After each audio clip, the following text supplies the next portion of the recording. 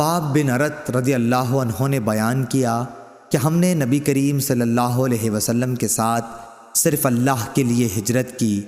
اب ہمیں اللہ تعالیٰ سے اجر ملنا ہی تھا۔ ہمارے بعض ساتھی تو انتقال کر گئے اور اس دنیا میں انہوں نے اپنے کیے کا کوئی پھل نہیں دیکھا۔